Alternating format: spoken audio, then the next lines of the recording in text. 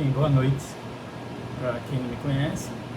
Meu nome é Tiago Acioli, sou médico, estou aqui em Recife há aproximadamente 25 anos de atividade.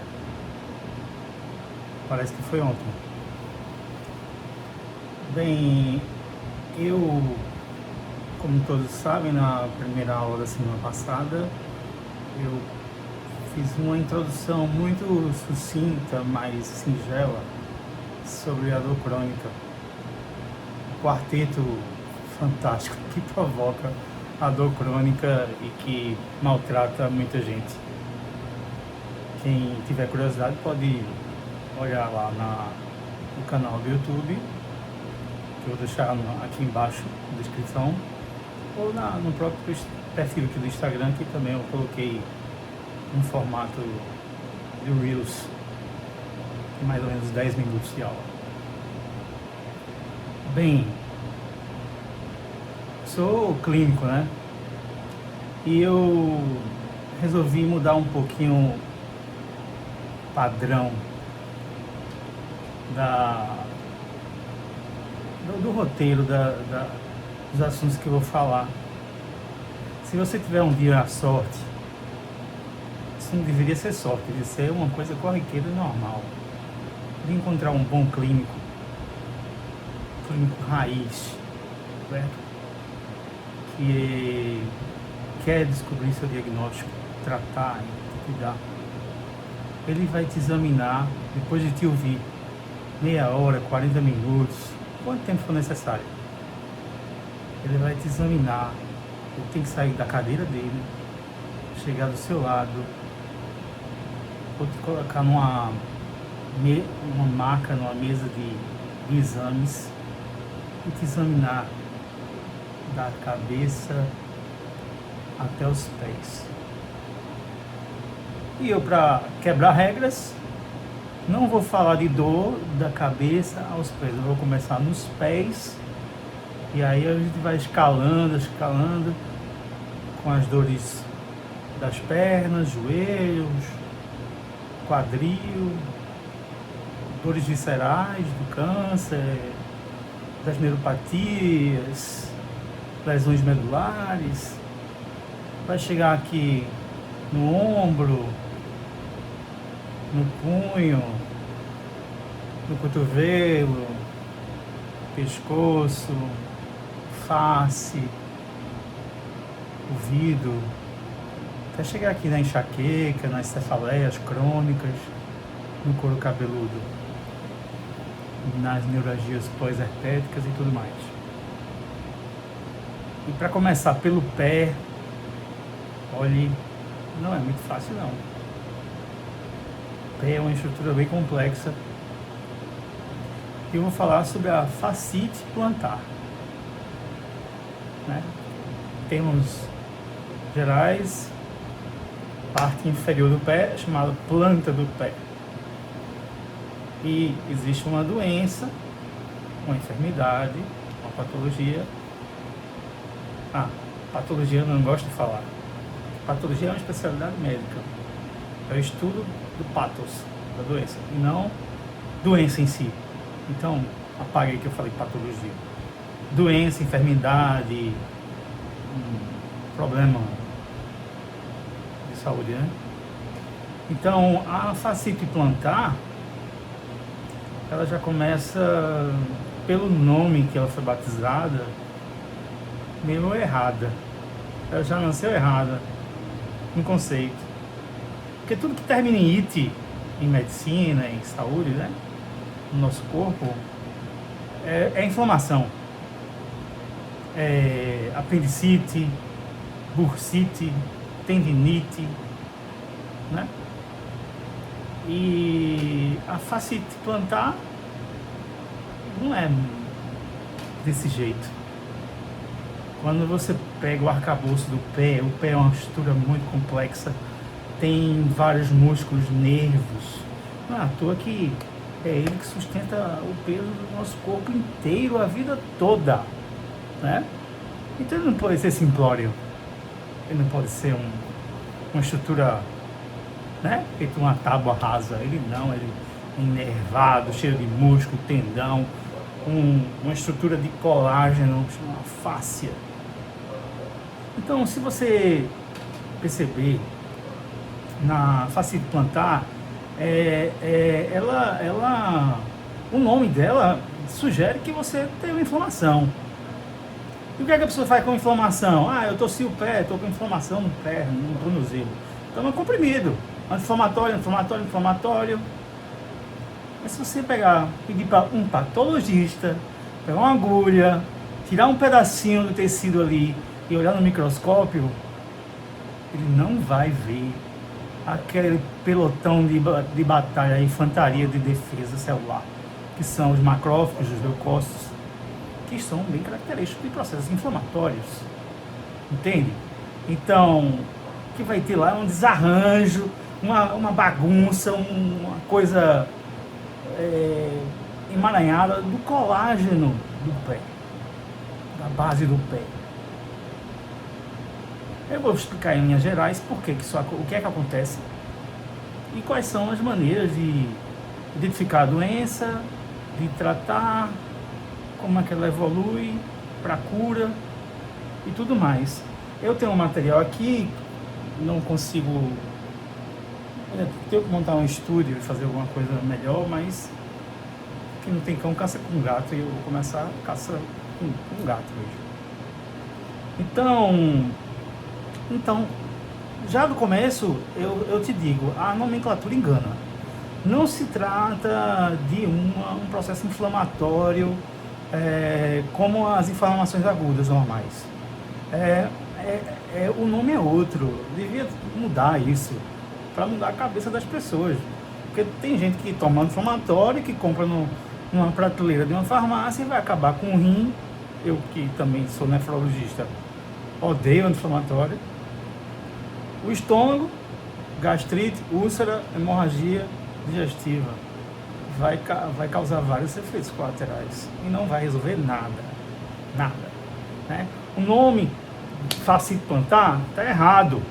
Ele não é uma inflamação aguda. O nome correto é tendinose, necrose crônica e degeneração do colágeno. Isso no microscópio o patologista vai ver. Não tem aquela infantaria de células de defesa normal que encontra na inflamação. E sim, necrose, desarranjo, bagunça, ruptura, micro-rupturas das fibras de colágeno. E olha só, essa doença ocorre não é rara não. 10% da população tem. 10%, 1 em cada 10. Se você tiver numa sala de reunião, tem 40 pessoas, 4 vão ter. Dependendo do tipo de população, muito mais. Pode ter viés, né? A gente chegar numa sala de sem preconceito nenhum, né? Mas vamos lá no grupo de dieta, né? Tem um monte de gente fazendo obesidade lá. Claro que a frequência vai ser muito maior por causa da sobrecarga de peso. Como eu vou falar daqui a pouco, é um dos principais fatores de risco para o desenvolvimento da fascite plantar. Também eu preciso falar um pouco de biomecânica. A engenharia do nosso corpo, principalmente em relação ao pé, é de uma complexidade que só quem lê e olha, estuda, vai perceber como ela é perfeita. É uma coisa assim, uma obra de engenharia mais sofisticada do que a construção de uma Ferrari, de uma Bugatti, de uma moto bem tecnológica dessa. E a gente subestima as coisas, por exemplo, o pé da gente aguenta uma sobrecarga o dia inteiro, da hora que a gente acorda até a hora que a gente vai dormir. E ele não suporta só, eu tenho 80 quilos, eu acabei de me pesar aqui, fiz a bioimpedância, dou com 20 e poucos % de gordura corporal, eu preciso perder, eu quero perder 10 quilos. Isso que é bom, né, você anunciar em público. que dá mais resultado do que você ficar em segredo falando que vai emagrecer, pensando, né? Então, a fascia plantar também, ela amortece o peso da gente, ela estica. Imagina aquele elástico que antigamente usava para amarrar dinheiro, né? Aqueles elásticos amarelinhos antigos. Aquilo ali vai, estica, aí leva e depois volta, como se fosse uma mola. Faz isso o tempo inteiro. E a nossa caminhada, a nossa passada, depende do terreno onde a gente está se deslocando, depende da velocidade, da aceleração. Então, por exemplo, uma pessoa que engorda 3 quilos, eu tenho 80 quilos, 1,75 m.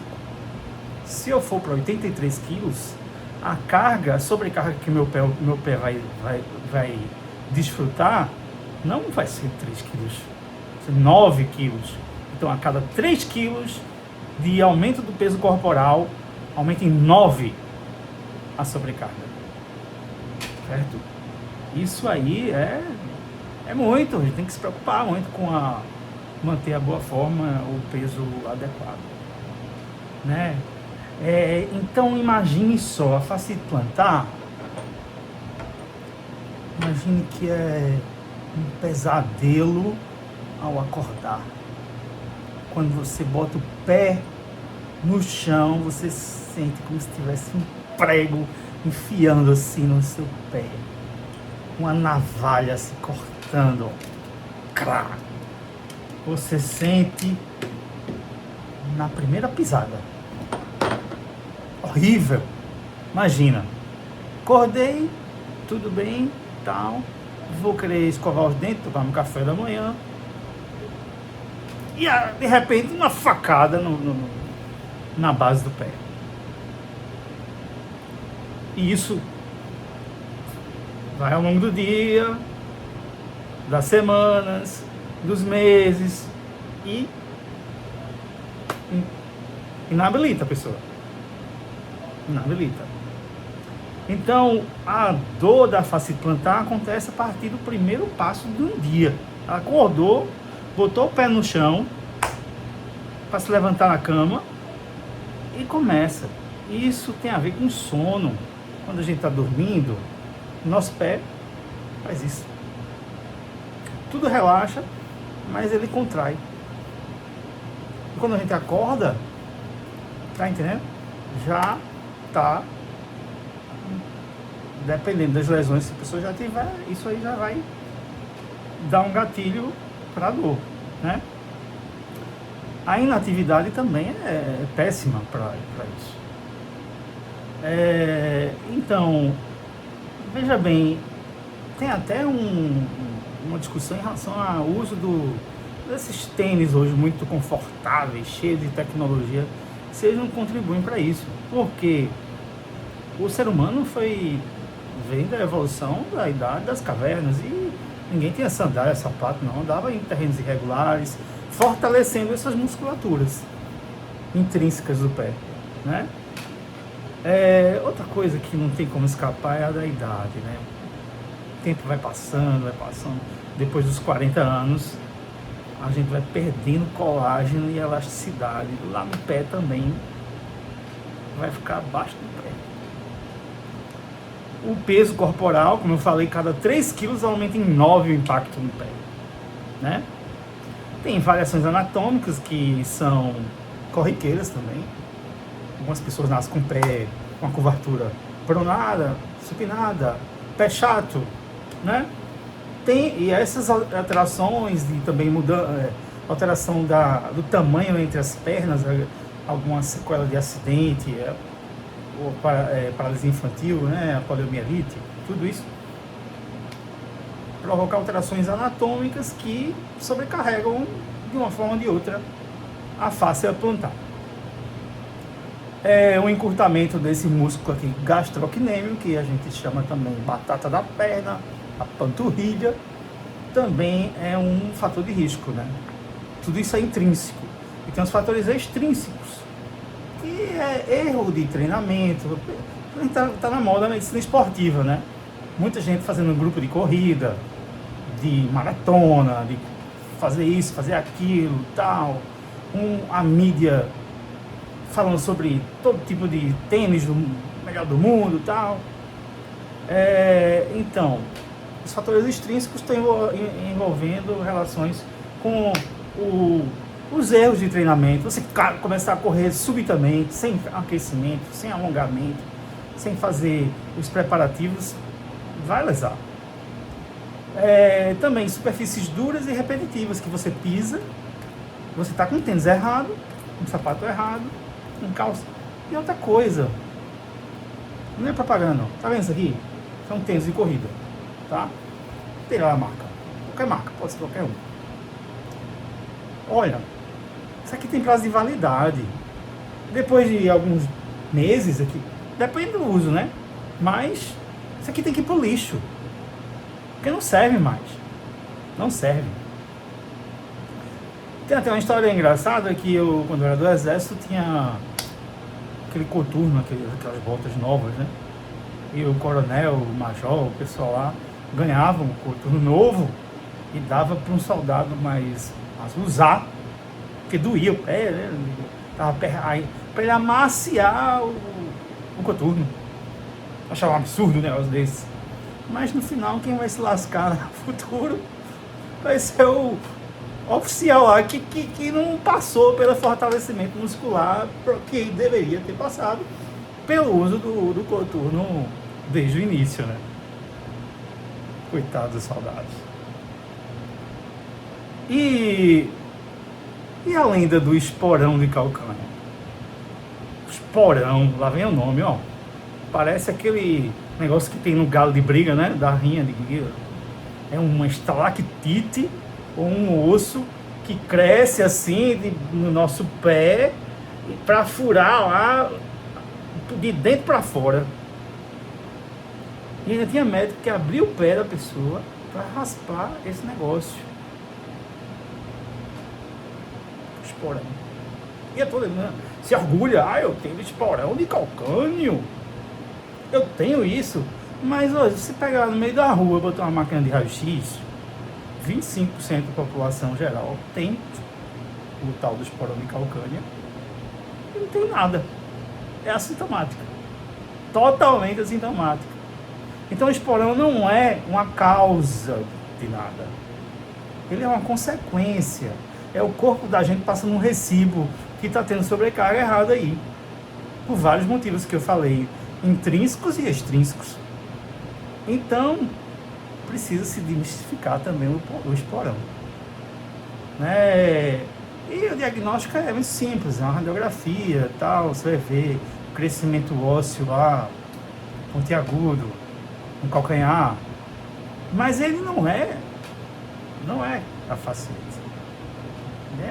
Ele é uma consequência dos desgastes que ocorrem ao longo da vida. E muitas vezes não precisa fazer nada. Né? Essa deposição de cálcio é como se o nosso pé, a fáscia, fosse feita de uma liga de aço que suporta impactos verdadeiramente absurdos, porque uma pessoa normal anda de 5 a 10 mil passos por dia, a um peso de toneladas por dia. Se você fizer o cálculo, né? 80 quilos. Aí se a cada 3 km aumenta 9 no impacto, eu dou 5 mil, 10 mil passos. Se eu não for uma pessoa atleta, né? Ainda que corro, que faço maratona, essas coisas. Mas é isso que ocorre. Né? Então o esporão tá com nada. Essa história de raspar o esporão, abrir o pé, fazer o quê? Ficar botando no peito aqui, eu tenho um esporão. Não. Você tem outra coisa que está causando aquilo. Um depósito de cálcio é como se aquela fáscia plantar, que é uma estrutura tão forte como o aço, tivesse o cálcio depositando ali em cima cimento, para tentar aguentar mais a sobrecarga. Olha, e como é que trata isso, hein? O anti-inflamatório já viu que não presta para nada. Anti-inflamatório para fasciite não vale a pena. 90% dos casos se resolve com coisas em casa. Fisioterapia e, por exemplo, uma coisa excelente e muito barata. Você pega um copo descartável. Eu não consegui um copo descartável, nem ia sair de casa para ir comprar um copo descartável aqui no supermercado para dar uma aula. Eu arrumei essa garrafinha aqui e cortei aqui. Coloca a água aqui e bota para congelar. Certo? E a pessoa faz a massagem com gelo aqui, ó, e vai passando no pé, devagar, em movimentos circulares, por 10 a 15 minutos. Começa no pé, fica aqui no calcanhar, tal, região centro do pé, até a pontinha dos dedos dos pés, e vai no pé e depois no outro. E isso dá muito resultado. Pelo menos dá uma anestesia, dá uma sensação de alívio extremamente gratificante. Você pode também colocar o pé numa bacia de gelo, mas eu não recomendo isso porque causa uma vasoconstricção muito grande periférica. Se a pessoa também tiver problemas vasculares, como diabetes, por exemplo, vasculopatia diabética, pode provocar constricção do vaso, da artéria e necrose, né? Uma complicação. É melhor fazer com um copinho descartável. Tá? Outras coisas que você tem que fazer e pode fazer, por exemplo, vai pensar que é doido isso, né? Colocar um monte de bolinha de gude no chão, na sala, e vai catando com o pé e botando num copinho. Bota moeda também. Joga a moeda no chão, aí vai pegando com o pé e colocando num copinho. Isso aí fortalece, é uma musculação pro pé, né? Tem outros alongamentos aqui que eu vou deixar no material em anexo, que eu prometi, para quem pediu, eu vou mandar os slides todos aqui. E aí tem todas as técnicas para fazer isso, né? Para modulação da dor. Termoterapia, alongamento, reforço muscular. E é isso. Quando isso não dá certo, tem que tomar outras atitudes, né?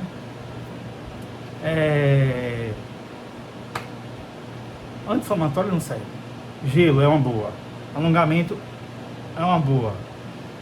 Agora também tem intervenções que os fisioterapeutas e ortopedistas fazem, que é fazer com que a pessoa durma com uma tala noturna que deixa o pé com 90 graus. Impede que ele faça esses movimentos que causam rigidez. Mas também tem que pensar se isso vai atrapalhar ou não o sono da pessoa. Tem que analisar. Será que vale a pena? Porque se a pessoa não dorme, vai atrapalhar o quarteto da dor. Que eu falei que era alimentação, sono, atividade física e uma boa medicina, espiritualidade. Não falei disso? Pronto. Tem também terapias físicas mais avançadas que são feitas em clínicas, terapias de onda de choque, o TELC, que direcionam ondas sonoras focais, né? Ou radiais até o calcanhar e gera uns microtraumazinhos assim, de propósito que a gente faz, para forçar o corpo a reiniciar uma cicatrização vascular, apresentando resultados mistos. A literatura médica ainda põe em xeque se funciona muito, não funciona em todas as pessoas não, mas é uma técnica, né? E o reparo ultrassônico e outras modulações também, com sondas ultrassônicas, são aparelhos tecnológicos bem modernos, que podem ser usados. Mas sabe o que a pessoa quer? Chegar no consultório, quer que o médico viu no Dr. Google, no Chat GPT, do Gemini, no Claude, ou de orelhada com alguém. Vou fazer uma infiltração, uma agulha com corticoide, dexametasona, não sei o que, no meu pé. talvez não seja uma boa ideia não, né? Essas infiltrações de corticoide, elas podem provocar danos graves, irreversíveis, piores até do que a doença, né?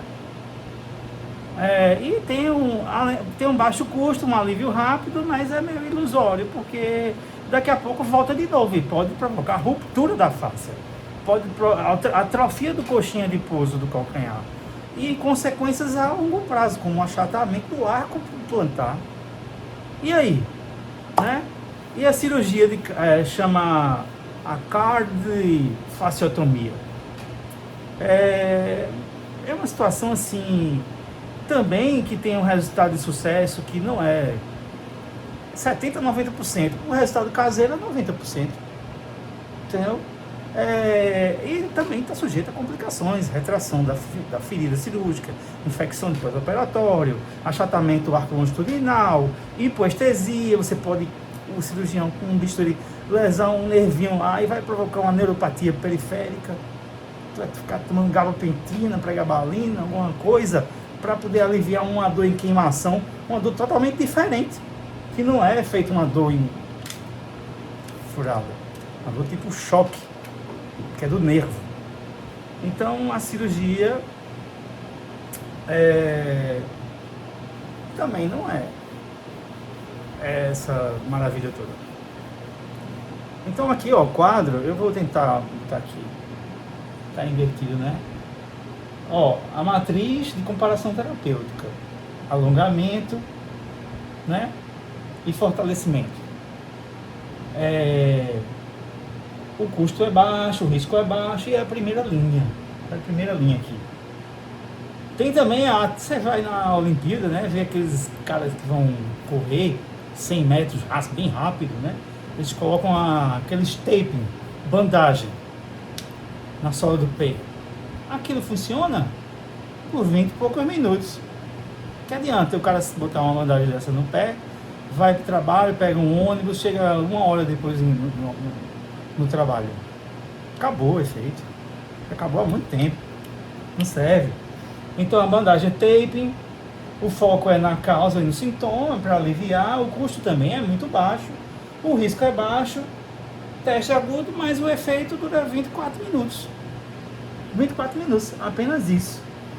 Aí, órteses customizadas, como eu falei, que aquela tala parece uma bota grande que vai e deixa o pé assim, em 90 graus, tá? Ela tem um custo mais alto, um risco baixo e tem que usar a longo prazo. Não pode ser uma semana, 15 dias, é muito tempo. E interfere com o sono. Nem todo mundo, né?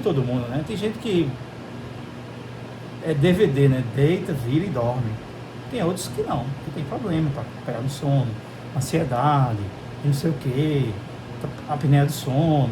Então, botar mais um negócio para atrapalhar o sono dela vai ser pior. Né? Anti-inflamatório, água de pote, não serve para nada. Só vai dar problema.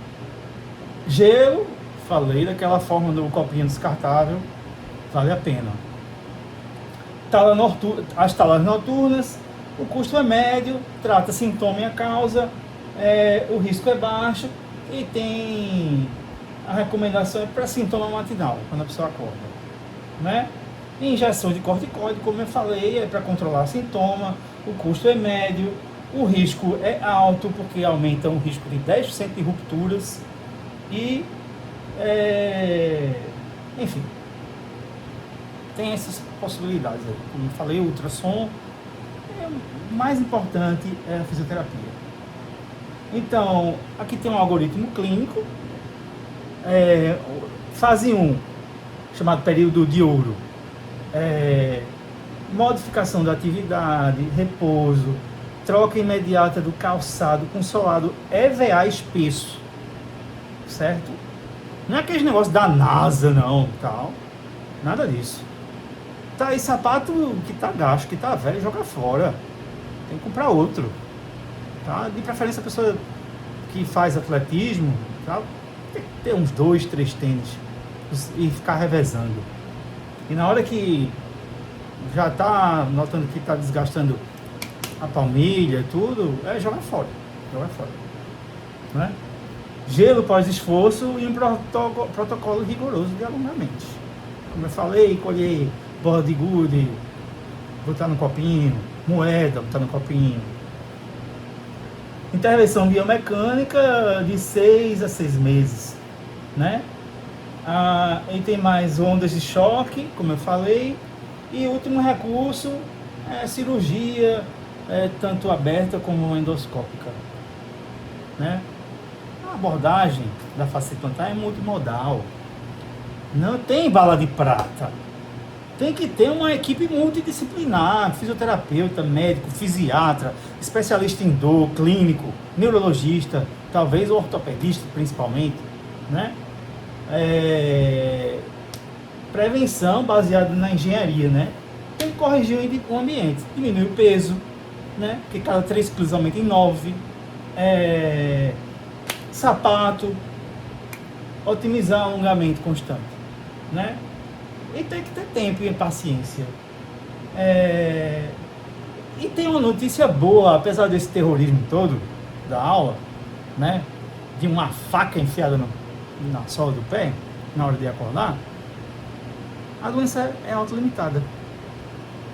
Ela cura com médico, sem médico e apesar do médico.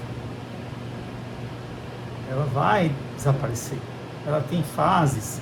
Uma fase que é muito sofrida, tal, você talvez algumas pessoas, mesmo sem tratar com essa coisa toda, ela melhora.